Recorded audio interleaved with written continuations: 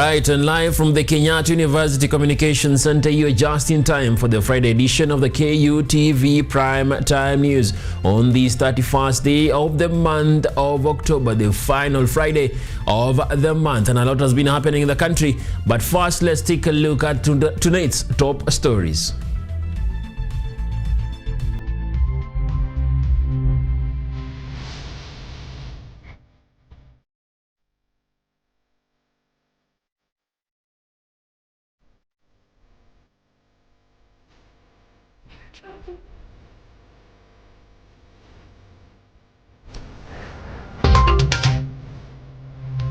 Deputy President Kithure Kindiki backs ODM Boyd Were in a rare show of unity between Kenya Kwanza and ODM camps in Kasipul.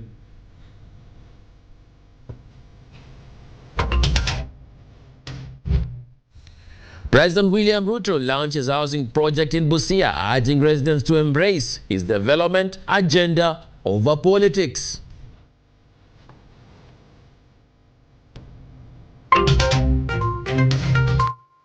Lecturers reject phased payments of arrears and demand full settlement and CBA implementation before classes resume.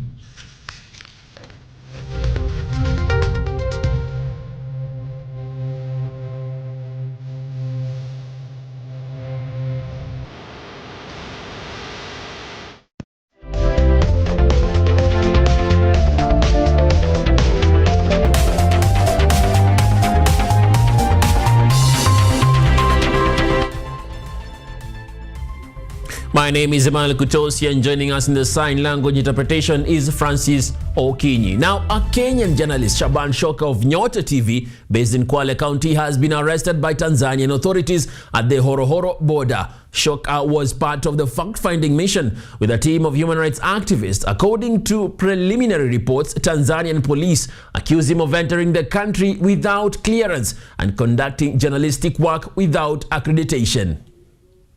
The arrest of journalist Shaban Shoka by Tanzania police has raised alarm among regional media and human rights circles. Shoka and a team of activists were allegedly investigating race tensions and human rights concerns along Kenya-Tanzania border.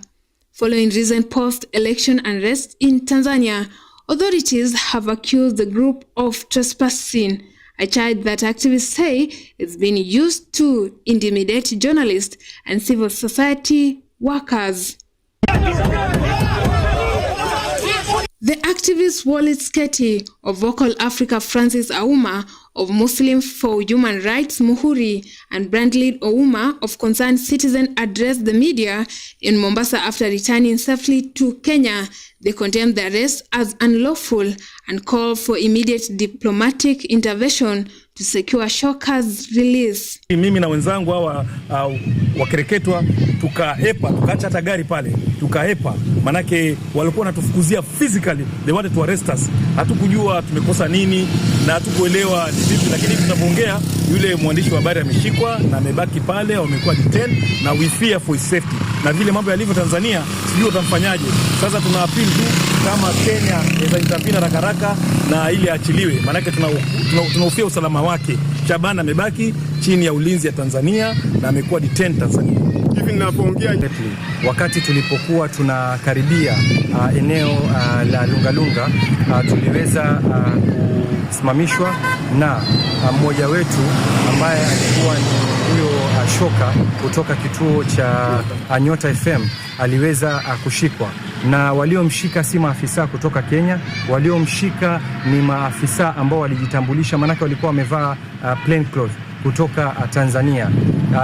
Tunakemea vikali kushikwa kwake na tunataka wachwe haraka iwezekanavyo, manake hakuna kosa lolote ambalo amefanya mpaka yeye kushikwa. They urge both Kenyan and Tanzanian authority to uphold press freedom and protect journalists working in politically sensitive regions. The activists emphasize that journalists play a critical role in promoting transparent and accountability, especially during time of political tension. Pale tukiwa bado tuko upande wa Kenya, tunaona askari ambaye alijitambulisha kama usalama wa taifa na kaweza kumchukua mtu wa media ambaye anaitwa Shaban Shoka kwa Nyota FM. Kwa hivyo naambia Wakenya, Shaban Shoka na wanahabari wengine wowote, mwanahabari mwenzenu ameshikwa Tanzania na tujue hatima yake iko vipi. Ameshikwa na askari wa Tanzania hapa Kenya. Sasa tunakusema hivi, lazima serikali ya Kenya ingile katikati. Askari kutoka Tanzania hawezi kuingia Kenya na kushika Mkenya. Asante. Shoka's arrest has sparked outrage among civil society groups across the Coast region who vowed to continue advocating for his release and for the protection of journalists across East Africa. Rael Makona, KUTV. Society of Kenya has brought issues demanding a swift action after condemning what it calls shocking police brutality and systematic failure of the justice in Narok County. In a strong-worded statement, LSK President Faith Odhiambo detailed the assaults of Ms. Jane Pariwat and the torture of a 17-year-old boy in police custody. The LSK also accuses the judiciary of grave injustice for sentencing the minor as an adult without legal representation, a violation of the Children's Act. They are now calling on IPOA to investigate and ensure accountability for all officers and judicial officials involved.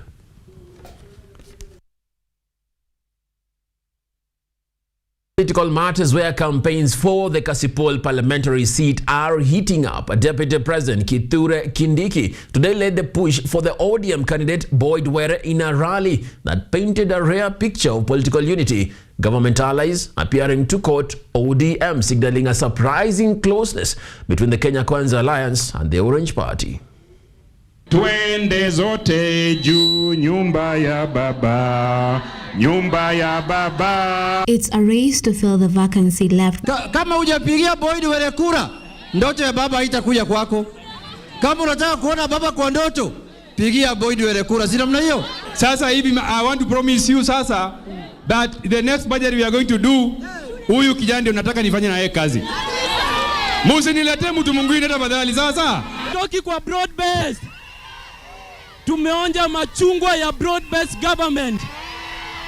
Mwenye anataka kututoa, yeye ndio tutamweka kando. We are here to stay. We are here to do what? Ko tayari. Mukipiga kura mwisho ya mwezi ujao pale bungeni, nitampokea huyu Boyd Were. Nitampokea na nitamuonyesha chochoro yote ya kuwaletea maendeleo. Niendelee nisiendelee? The event painted a rare scene, the ruling UDA party and the Kenya Kwanza administration appearing to seek footing within the orange colors of ODM, which has fronted Were as its candidate. Maneno mzuri kuja hapa. Simaanza kudonjo utamu ya serikali. Ni tamu si tamu? Si ni tamu zaidi? Mimi nimekuwa bunge, nilikuwa MP, nimekuwa senator, sasa nimekuwa governor. Huyu kijana ataweza kuwakilisha vizuri sana. Mnampenda? Sababu za kuwashinda tunazo. Uwezo wa kuwashinda tunao. Nguvu za kuwashinda tunazo. Kura za kuwashinda tunazo. Ukiwaona waambie Boyd all the way to the Parliament of Kenya. Remarks suggesting that ODM may be seeking shelter under the Kenya Kwanza government gained traction at a time when the party faces internal ideological tremors, even after agreeing to honor its 10-point agenda pact with the government until 2027. Na wale ambao wanafikiria kwa sababu baba hayuko ati tutayumba hata tutasambaratika kama chama, nataka kuwaambia tutasimama imara. President William Samoei Ruto has given treasury to one of our own, John Mbadi Ngongo. He has given all the weapons to one of our own, Dr. Raymond Omolo. Jothurwa, we will never forget. And we are going to reciprocate in big measure when it comes the right time. Go back to Nairobi, Your Excellency, and tell President Ruto that we will stand with him in good, because he proved to us is a friend indeed. Saa hii baba alituacha katika serikali ya broad based ambayo inaongozwa na President William Samoei na 2027 chama ya ODM itajipanga Hakuna siku ya chama ya ODM itarudi kwa opposition. Chama ya ODM itakuwa ndani ya serikali. Joined by governors and members of parliament, leaders defended Boyd's suitability to inherit his father's legacy, while pledges to support President William Ruto's administration contrasted with calls to fulfill the wishes of the late Raila Odinga, who until his death led the party. Watu wanasema William Ruto, William Ruto, Gladys Wanga, nasi tumeona matunda ya broad-based, tumeona tujaona. Ningependa ni kuombe Mheshimiwa Naibu wa Rais, wakati hawa wamekutumia kijana Boyd tarehe 27, wewe chukua yeye na ufanyie mentorship pia. This emerging political unity appears not only aimed at ensuring ODM retains the seat, but also at strengthening the growing friendship between the government and ODM ahead of the next general election. Thank you very much. Yvonne Kemuma, KUTV. Still in political keeping, the Jubilee Party branch in Kisii County has publicly declared its support for former Interior Cabinet Secretary Dr. Fred Matiang'i in his bid for the presidency in the 2027 general election. Speaking during a meeting at Abogia Kumu in Bonchari constituency, branch chairperson Lois Mayange led party members in urging residents to register as voters. Mayange said a woman caucus within the party will continue door-to-door campaigns to ensure voter registration across Kisii County. Kaunti zote wamekubali kijana wetu, wamekubali ndugu yetu, wamekubali baba yetu. Nilikuwa nawaomba kila mmoja pahali alipo, tafadhali tuje pamoja, tupendane, tukumbuke ya kwamba wakati tutaona kiti cha urais kimerudi nyumbani Kisii, na sisi pia tutaona matunda ya hiki kiti tukiwa Kisii. Tafadhali watoto ambao hawajashika kura, tafadhali wazazi ambao hawajashika kura, na mtu yeyote ambaye hajaana hiyo kura ama hiyo kadi yake ya kwenda kupiga kura nayo, tafadhali wakati ndio huu. Ni kitu kizuri, atakuja kutoa shida nyingi sana za Kenya. Ni kijana amesoma vizuri na ametenda kazi. Mlione vile akiwa waziri vile alitenda kazi. Tuna imani kwamba akiingia State House, Kenya itaendelea. Matiang'i aende mbele. Hata hatutakuwa na kampeni kubwa, kwa maana hapa nyumbani hatuoni kama tunaenda kufanya kampeni kubwa. Tunataka sasa tutengeneze vikundi, tutoke nje, tutafute kura kutoka kwa jamii zingine watuunge mkono, ili tuone 2027 mtoto wetu naye ameingia katika hicho kiti cha urais.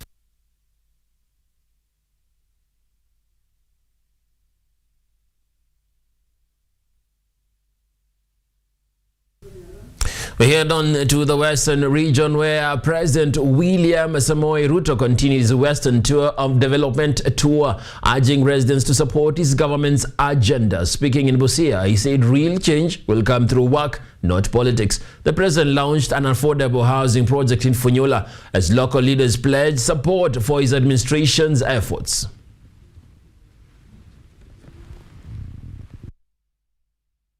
Njia ya kubadilisha Kenya sio kwa maneno, sio kwa ukabila, sio kwa chuki, ni kwa miradi na mipango ya maendeleo kama haya. This is how we are going to change Kenya. Unajua tuko na watu wengine hawana mpango yoyote. Kazi yao ni hawa hawana shares, wale wako na shares, hawa hawafai, ukabila, chuki, migawanyiko, kisirani. Ndio mimi nataka niwaambie hawa jamaa, please give us a break. Hii ni miaka miwili peke yake. Mimi nataka niwaulize, kama safari ni hii, miaka 10 dunia hii itakuwa namna gani? Mheshimiwa Rais na Mheshimiwa Raila wakaunda ile meli kubwa, ile mnaita Atakaer. Hiyo. Sasa tuko kwa bahari. Ndio hayo mawimbi, ndio ule upepo, na kule ndani kuna mamba, kuna viboko, kuna papa. Sasa mimi nataka niwaulize, mtu akikuambia utoke kwa meli kubwa uende kwa kale kadogo, utashuka. And on to Bondo, where the Maendeleo Wanawake organization has described the late former Prime Minister Raila Odinga as a champion of affirmative action, whose efforts opened doors for women in leadership. Chairperson Rahab Muyu said Raila's support for the affirmative action bill laid foundation for today's female representation in Parliament. Justice Principal Secretary Judy Pareno praised Raila for empowering women across communities, while Luo Council of Elders Chair Odungira and Kisumu Speaker Elisha Oraro urged Kenyans to uphold unity and harmony in his honor. As far as affirmative action is concerned, Mama Phoebe did the first affirmative motion in 1997. We lost it. Just after 2000, Senator Mbedi Mugo took it back to Parliament. And the seconder of that motion was our late Baba, former Prime Minister. So it started right there. He supported affirmative action, seconded Mbedi Mugo, and here we are today with the seats. Kwa hivyo vile alienda tulimsindikisha kuanzia Nairobi, nilikuwa hapa Bondo, tulikuwa wengi hapo Bondo. Lakini tulisema mama lazima tuende tumsalimie siku hiyo, hatungemfikia wote.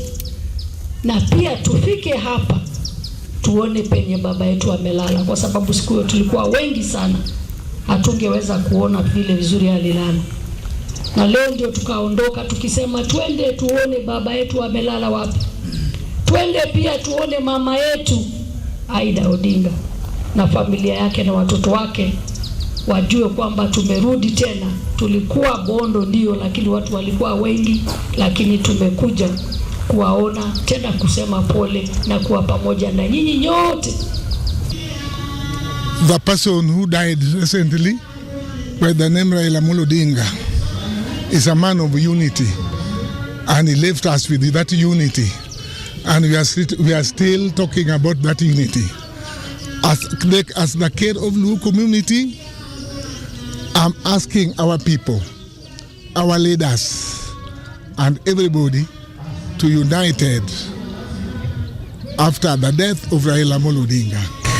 25 minutes past the top of the hour, and we are due our first break right here on the Friday edition of the KUTV Prime Time News. Don't go too far. We have a lot more in store just for you.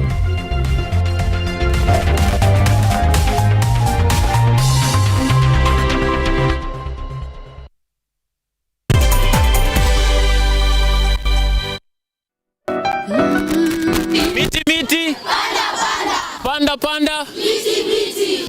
Our planet's future is in our hands. However, there is a threat to the brightness of this tomorrow. On Earth Check, we share the challenges, the solutions, and the hope. I would call this a very momentous day, a very critical day. Every episode, every story, every step we take creates a ripple. Join me, the environmentalist Emmanuel Kutosi, on KUTV every Wednesday at 8 p.m. and be part of Earth Check. Welcome.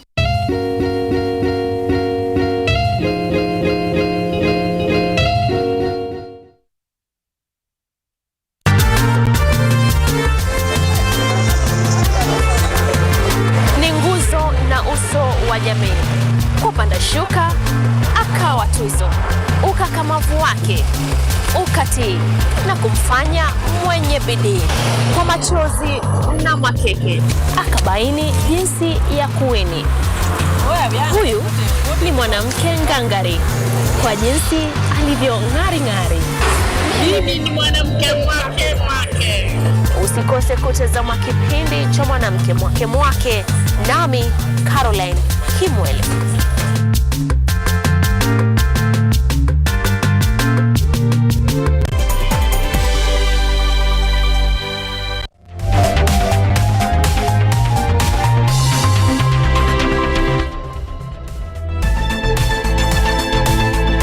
All right, we tap back to the Western region, where President William Ruto continued his Western development tour, urging residents to support his government's agenda. Speaking in Busia, he said real change will come through hard work and not politics. The president launched an affordable housing project in Funyula as local leaders pledged support for his administration's efforts. The ruling Kenya Kwanza administration continues to court public support as President William Ruto intensifies his development tour of the Western region. Speaking in Busia County, the president reiterated his call for unity and hard work, urging Kenyans to shun divisive politics. He emphasized that meaningful change in the country will only be achieved through tangible development efforts rather than endless politicking or tribal alignments. Njia ya kubadilisha Kenya sio kwa maneno, sio kwa ukabila, sio kwa chuki, ni kwa miradi na mipango ya maendeleo kama haya. This is how we are going to change Kenya. Unajua tuko na watu wengine hawana mpango yoyote. Kazi yao ni hawa hawana shares, wale wako na shares, hawa hawafai, ukabila, chuki, migawanyiko, kisirani. Ndio mimi nataka niwaambie hawa jamaa, please give us a break. While commissioning the affordable housing project in Funyula, the president highlighted key achievements of his administration over the past 2 years. Hii ni miaka miwili peke yake. Mimi nataka niwaulize, kama safari ni hii, miaka 10 dunia hii itakuwa namna gani? Among the leaders accompanying the head of state was Prime Cabinet Secretary Musalia Mudavadi, who echoed the president's message. Mudavadi urged residents to continue supporting the Kenya Kwanza government, drawing parallels to the loyalty of the late Raila Odinga once commanded in the region. Mheshimiwa Rais na Mheshimiwa Raila wakaunda ile meli kubwa, ile mnaita Ataker. Hiyo. Sasa tuko kwa bahari, ndio hayo mawimbi, ndio ule upepo, na kule ndani kuna mamba, kuna viboko, kuna papa. Sasa mimi nataka niwaulize, mtu akikuambia utoke kwa meli kubwa uende kwa kale kadogo, utashuka? Tushikane, tulinde mpaka wetu na jirani, tuunge rais wetu mkono, tuweze kuleta amani katika nchi yetu na maendeleo ifikie kila mtu. Also present was the Teso South Member of Parliament Mary Emase, who commended the president's leadership, saying leaders should be celebrated while they are still alive. She assured President Ruto of the region's support, acknowledging the government's ongoing development initiatives in the region. Yvonne Kemuma, KUTV. And away from politics to education, University Academic Staff Union has rejected the government's plan to pay 7.9 billion shillings in arrears in phases, demanding full payment before resuming work. Secretary General Constantine Wesonga says lecturers won't return to class until their dues are cleared. The 2025-2029 CBA implemented, and public universities remain united in the strike, now on its 46th day. The earlier turned down a Kenyan shilling 3.5 billion offer from the Education Ministry.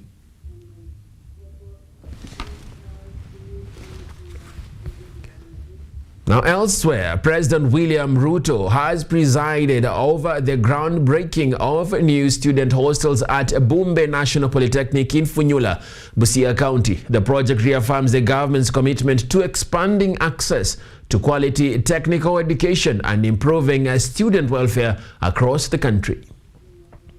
President William Ruto has launched the construction of hostels at Bombay National Polytechnic in Busia County, a project expected to house over 1,000 students and improve learning conditions as part of the government's ongoing investment in technical training institutions. Wananchi wa Bumbe hamjambo.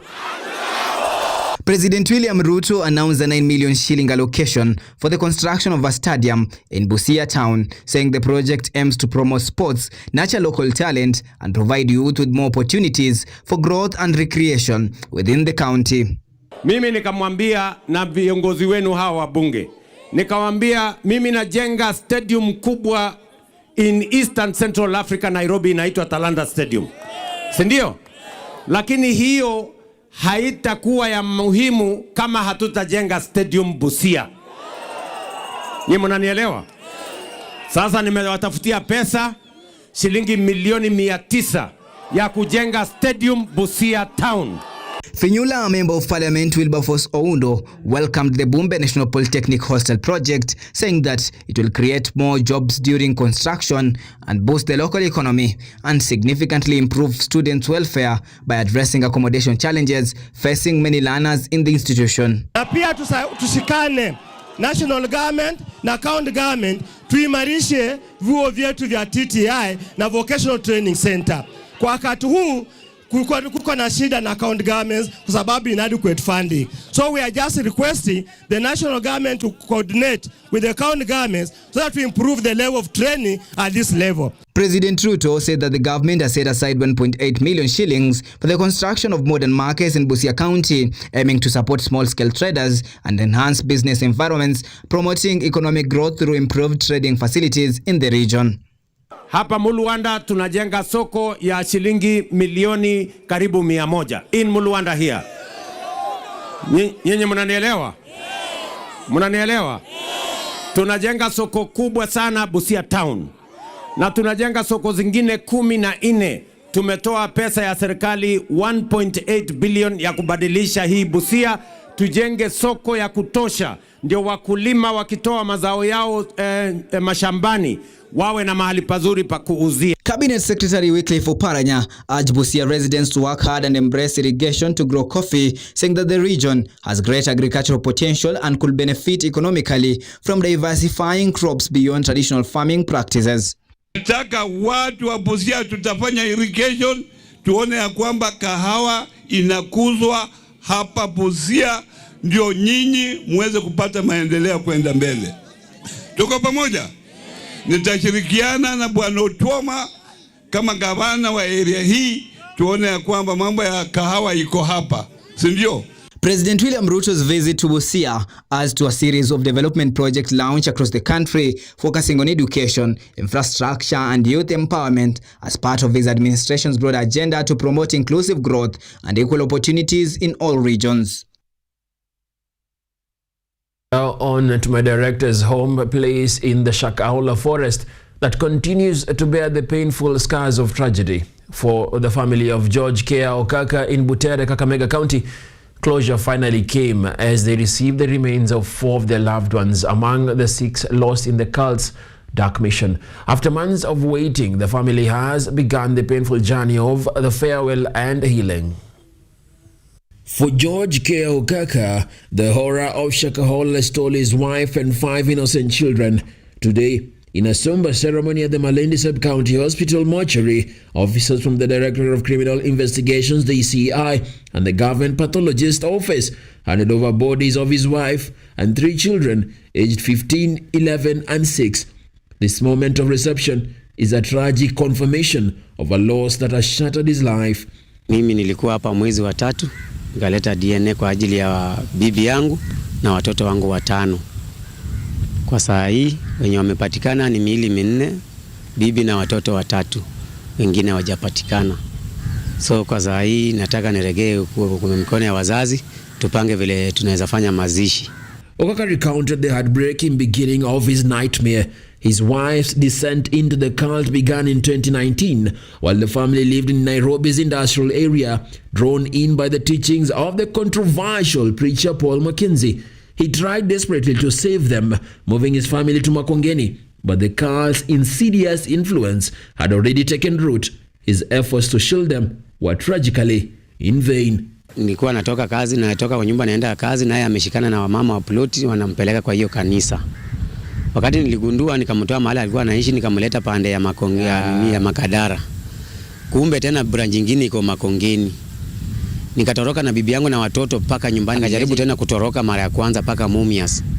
Nikaongea na shemeji yangu mwenye nimekuja na yeye hapa.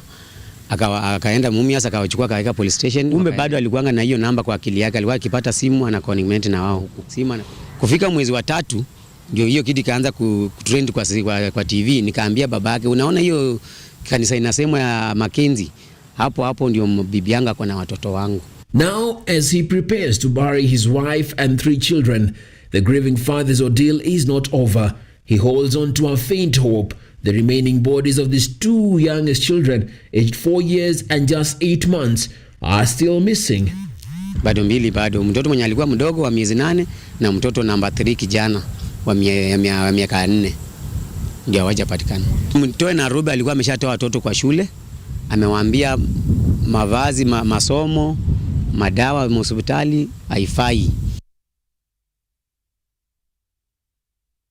State agencies have intensified their outreach, contacting families to collect remains from the Malindi Sub-County Hospital mortuary. In total, 3 families have received the bodies of their loved ones today, a step that brings the number of identified and released bodies to 16. Tuko na familia ya mzee hapa ameweza kupata kuidentify bibi yake. Amidst the sorrow, there is an urgent appeal for resolution. Human rights activist Wallace Katie from Vocal Africa is urging all affected families to come forward and provide DNA samples. This critical action is the only way to effectively identify the remains and bring the countless missing individuals home. So tunawasihi ikiwa unaweza kufika Malindi kutoa chembe zako za damu. The official death toll from the Shakahola tragedy currently stands at 429 bodies exhumed, with a staggering 600 individuals still reported missing. And the grim discovery continues, with reports of new shallow graves this August being unearthed at Kwabinzaro in Kilifi.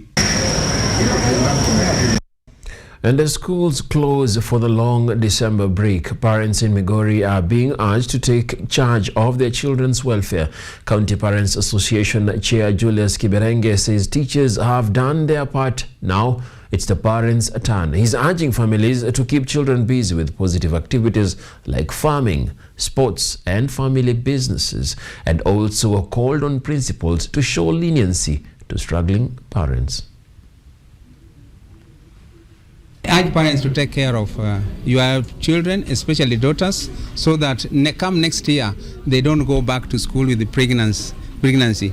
So you take care of your boys so that they don't participate in this drug addictive, so that when come next year they go back with their fresh minds. It's a long holiday. From now it's about 2 months when the children are at home. I think this will go back to parents. Make sure that you keep your children very busy. Urge principals and head teachers to be lenient with the parents so that they don't keep on sending children back home every time for collecting school fees. I would like to urge also parents to make sure that come next year you have school fees in time so that you pay the school fees so that your child stays in school. Capitation, when I come to capitation, this comes to the government. I urge the government to release the capitation on time. Sometimes it goes to school late, or it goes when it is halfway. When the teachers also have hard time running the schools without money. So I would like to urge the government to make sure that capitation reaches the school on time, and then so that the parents also get easy time.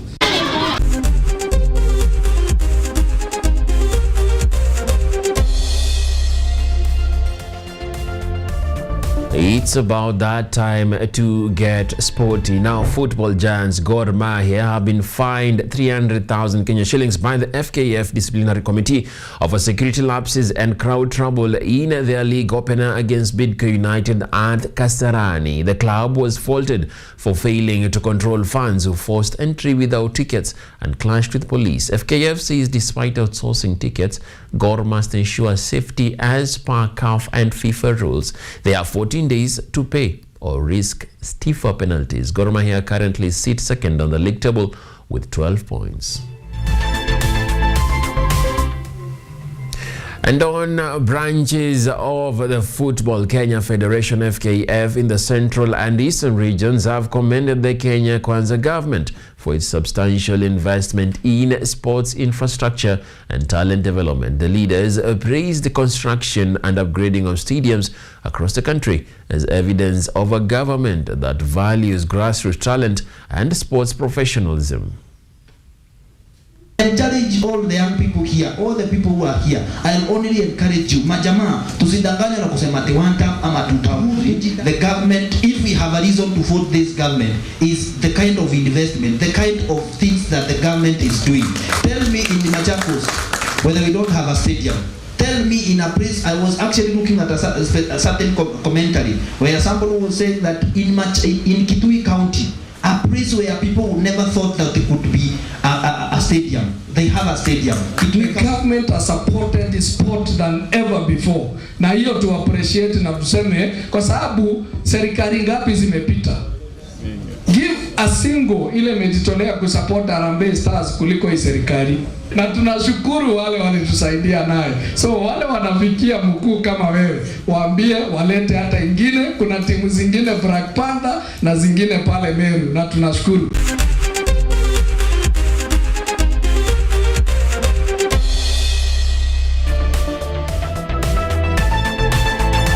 Past the top of the hour, and we've come to the end of the Friday edition of the KUTV Prime Time News, the final edition for the month of October in the year 2025. And we now walk into a new month, the 11th, 2 months to the end of the year. Of course, it has been a journey, one that we celebrate and appreciate being with you and for you giving us your valued viewing. Of course, a big thank you to the whole team involved in the production of tonight's broadcast, led by my producer Yvonne Kimmomonari, and of course the tireless team on the other side, led by Senior Warrant Officer Melton Conchella, ensuring everything is coming out on point. James Baraka is ensuring that the sound is coming tip-top, and I must recognize him in case he does decide to switch it off, just turn it off. Of course, we appreciate the whole other team, ensuring everything is coming on point. Thank you very much, and we appreciate it. It's been a good month. It's a month that is coming to an end, a month that has had a lot, including the loss of our first premier, our premier Raila Odinga, who went to be with the Lord, we say, on the 15th of this month.